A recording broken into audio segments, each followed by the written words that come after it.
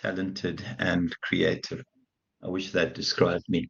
Okay, guys, so that is the textbook. I have got the other textbook in front of me, the very expensive one, I understand. Having said that, the content there, other than the chapters being slightly mixed up, is exactly the same. I can't find any differences. So, yeah, I'm so sorry if people had to go fork out money for this. So, if we now look at the assignment very rapidly, nothing dramatic in terms of this question. The ERG theory, who remembers the ERG theory? Remember, it's a variation on our old friend Maslow. It really looks at those elements within the different levels, and it realigns the elements, and yeah, it changes the single rule that made Maslow slightly cumbersome over time, is that needs are satisfied in a hierarchical order. What the ERG does, it questions that, and it realigns, as I said, the different levels of need. Who remembers the ERG theory?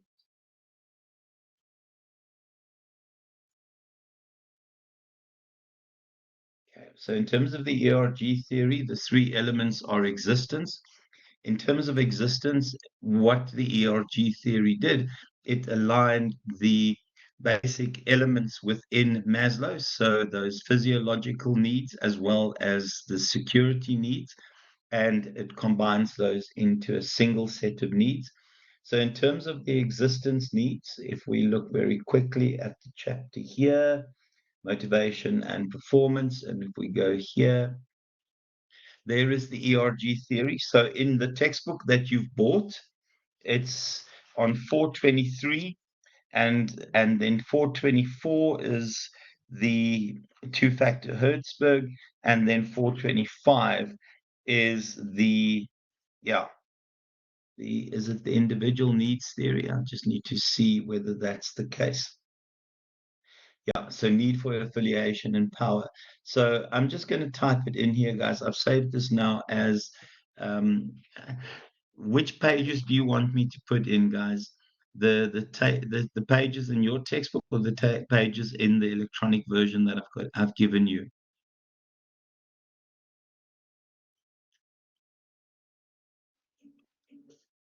I The think so. electronic I'll version, do both. please. Okay, so I'll do TB. You guys are such a painful class. My goodness me.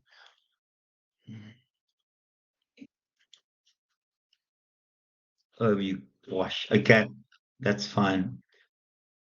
So I'm going to call it TB and EB. TB is PP is PP, so it goes to 425, and it starts at 423, 423 to 425. To just go through it very quickly, the first one. Okay, so we're looking at ERG. In terms of ERG, remember existence, relatedness, and then growth needs. As I said, the one significant change from Maslow is that Maslow indicated that you essentially went up the ladder in terms of needs. Here, there's a different way of looking at it. Essentially, it depends on those needs that get frustrated. And when certain needs get frustrated, you'll focus on other needs. So we've seen, for example, people that might struggle to make friends focus on their career, or focus on finding a life that essentially is secure and lots of money, etc. So these needs, if one is being frustrated, people will find the other needs as a way to replace it. Right, so that's the first one, and it's 451 to 453. Is that correct? Yeah, 451 to 453. EB.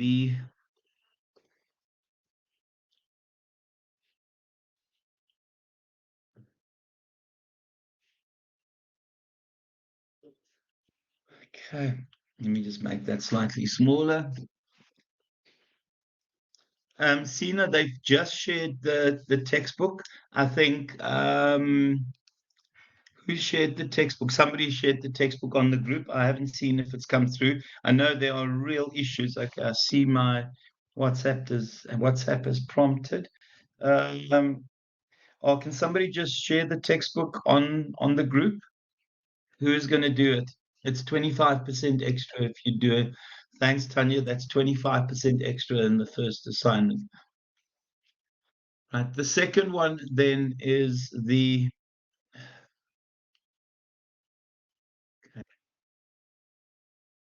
Thanks so much, Tanya. That's 25%. Goodness me. So the second one is Hertzberg's two-factor theory. Now, Hertzberg's two-factor theory changed our view on needs and what motivates. Hertzberg, and they took real liberties in terms of their interpretation and the creation around the theory, but it's still relevant, and we still see elements of it in the workplace today. So the argument here is that you have two kinds of needs. You have needs that motivate, and then you have needs that don't motivate. But in their absence, you cannot build motivation on. So the essence of the theory, what Hertzberg and his cohorts did, is they went to a group of scientists and engineers and asked them two questions. And I think it might be accountants and engineers. What makes you feel satisfied with your job? What makes you feel dissatisfied with your job? And what they found was that the answers they received were two separate and distinct answers. So they didn't say, what makes me feel satisfied with my job is the fact that I get recognition. And if somebody said recognition is part of the satisfiers or the motivators, thanks, AT, there was no answer that said no recognition as part of the dissatisfiers. So two distinct answers and not opposites of each other. And then the essence of the theory is that your hygiene factors, which are those guys there, were the foundational elements. And in terms of those foundational elements, if you've not attended to each of those foundational elements, you cannot expect to build the motivators. And in simple truth, these hygiene factors didn't motivate, but in their absence, you couldn't use those ones there to motivate. I don't know if that makes any sense. So what this did, it prompted job design. And in terms of job design, you would look at jobs that,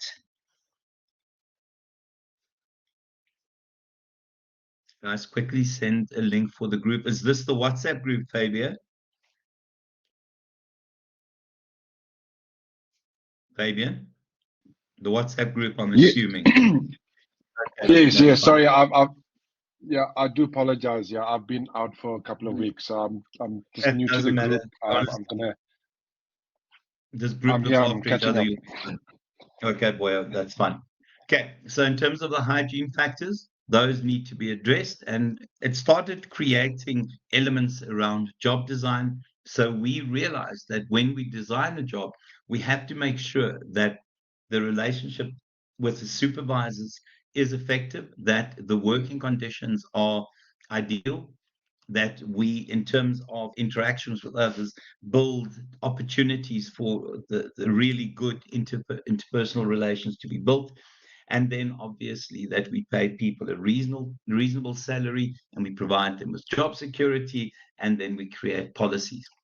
And once we've attended to the things external to the job, you then build in jobs that allow for achievement and a sense of achievement, that allow for recognition, that allows for the work itself. And the essence of the work itself is that you are responsible for a job in its entirety. So you're not just one single cog on the production line and so forth. And then the individual human needs. And I've got to be careful when I open this. I'll open it on my other screen. I want to show you here quickly. It's based on the thematic apperception test. So the thematic, and I apologize to my students that have seen this, thematic apperception, sorry, test. And I'll stick that in quickly into the chat. So what the thematic apperception test did, it is a way of identifying stresses and post-traumatic stress, etc. And the thematic apperception test, and I just want to find some decent pictures. Hold on a sec.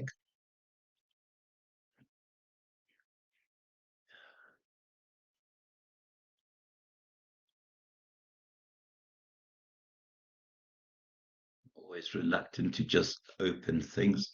Right. So what the thematic apperception test did is normally counselors and therapists would show people a picture or one of those pictures.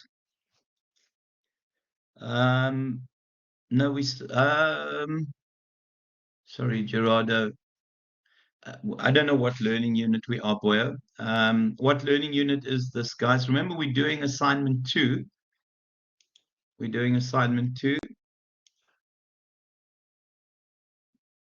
What learning unit is this? Remember, we're just doing the assignments. We're not going through lectures right now. So don't worry about where you are, Boya.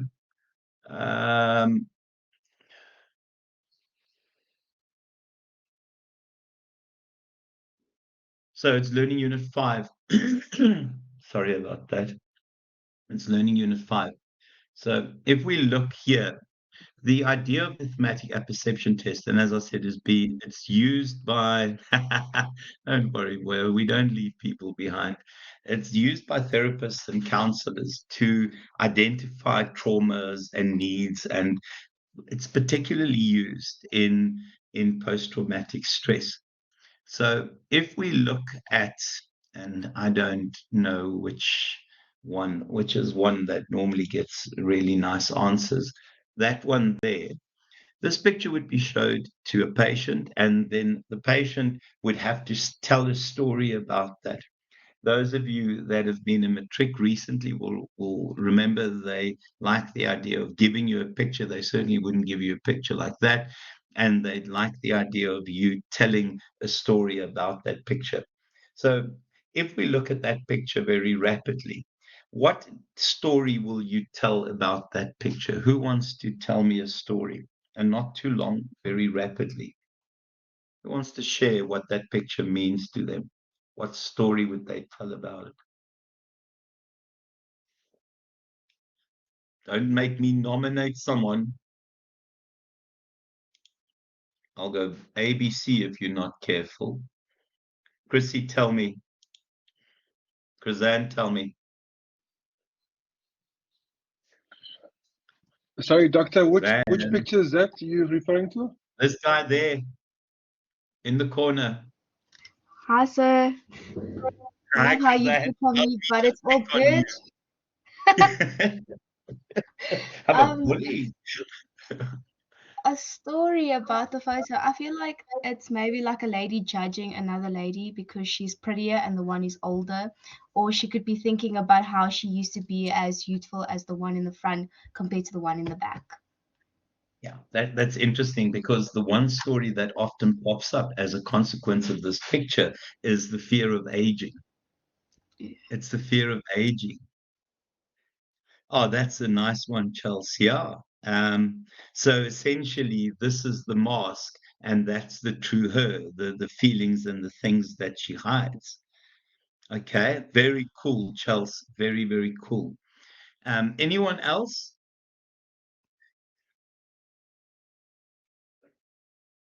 Anyone else want to give me an example? Okay, tell me this one. What does that picture mean to you? Don't make me nominate people. I'm going to nominate again. It is in PDF. I'll share the PDFs, Josh. You're a pain, honestly, Josh. Hold on a second. Let me put it on the WhatsApp group. And Josh, you can tell me what that picture means just because you asked an annoying question.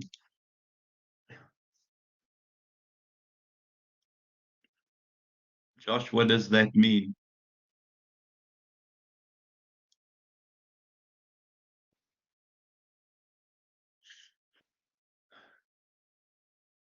Sorry, I can't see because I've now got my WhatsApp open and I'm such a bully now. I can't even. What the heck is going on? Sorry, guys, I'm going to pull my WhatsApp over there. Unrequited love. Oh, Sienna, I love that. Unrequited love. Josh is refusing to answer, so I'm just going to take marks off his first assignment. Double, so it's 50% off just because he's annoyed me and he won't tell his story. Oh, very cool, Tara Lee. Oh, very, very cool, Cleo. Yeah. And I'm not going to try and interpret this because I really am not a therapist. But if you tell these stories, yo, I think Dylan is dodge, guys. I think that's just simply an indication that Dylan might be a gangster. Dylan, are you a gangster, boy? Oh, jeez. Cardboard or real? Cardboard gangster or real, boy? Uh, there you go. Okay, just because you guys annoy me. I don't know who asked, I've already forgotten, but it will be Leah already says I'm a bully. I love it. So, guys, yeah, so you'll be shown these on cards and you'll answer and you'll tell those stories. And out of those stories, the therapist would draw certain themes because you cannot believe how much people will give away about themselves in terms of those stories. And from those themes, you can discern what the causes of stresses are, what the concerns are, and sometimes also what the sort of yeah the reasons for the lack of optimality is, and it's a heck of a interesting to watch that. So if we look at that, the need for so there are a couple. It's need for which order that do they do this in? Need for achievement.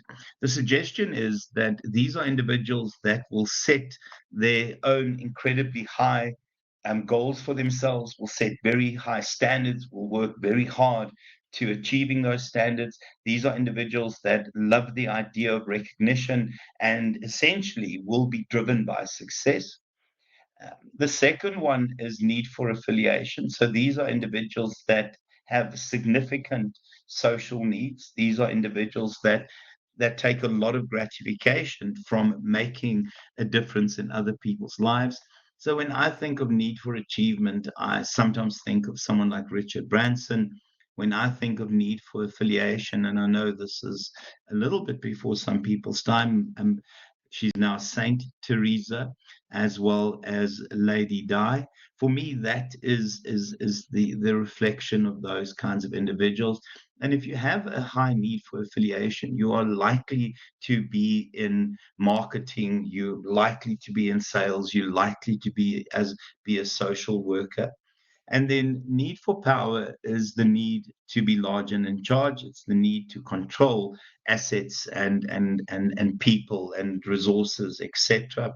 There are too many of these need for power people around now, and obviously the most obvious one is Putin, along then as bad as he is Trump. So those are theirs, and you need to look at um, write a report in which you apply the what?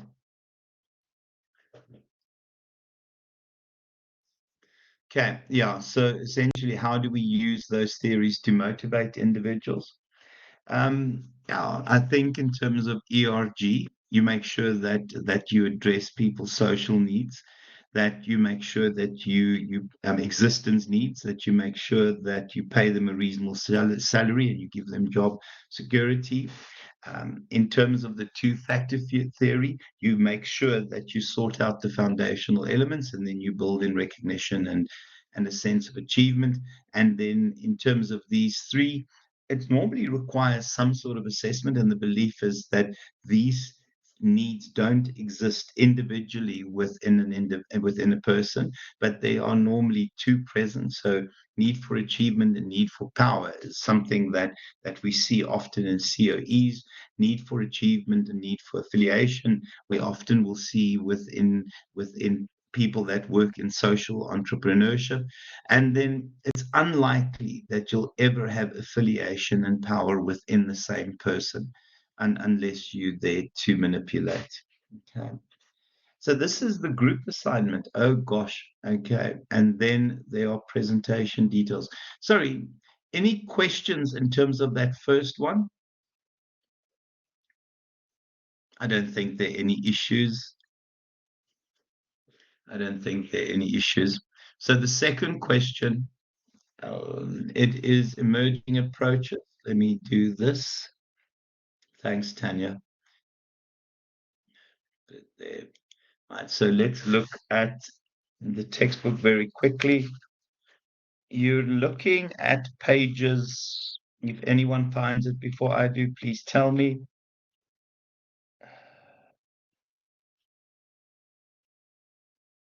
We'll talk about the presentation, Cleo. We are a massively big class.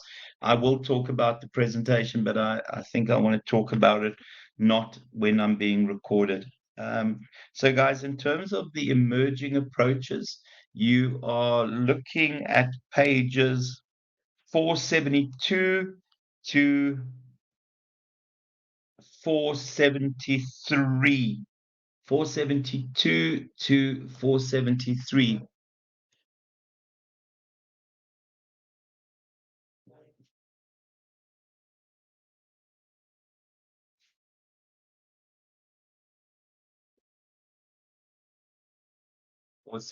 Go away. 472 to 473. And then in the EB,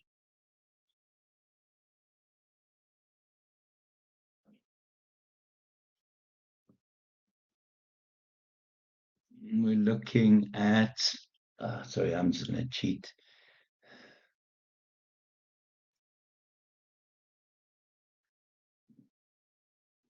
Okay, we're looking at pages 500 to 502. 500 to 502.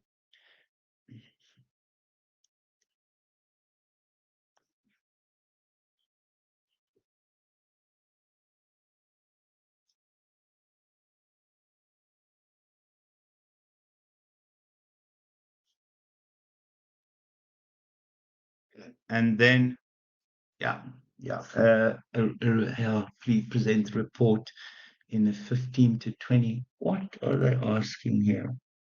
Okay, so you've got to write a report and then base a presentation on the report. Hold on a second. Let me just Control S this.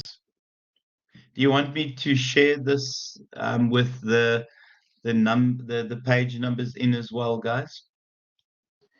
Please, Chuck. Okay, no problem. I'm going to just say guidelines before it gets too obvious. I'll do it here, guys. Guidelines.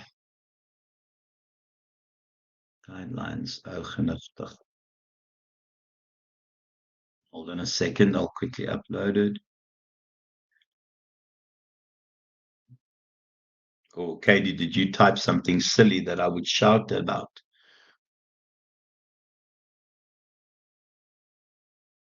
Katie, was it a silly question that you were going to type? I'm also a human being, guys. You should report me immediately. Okay, I'm going to stop the recording.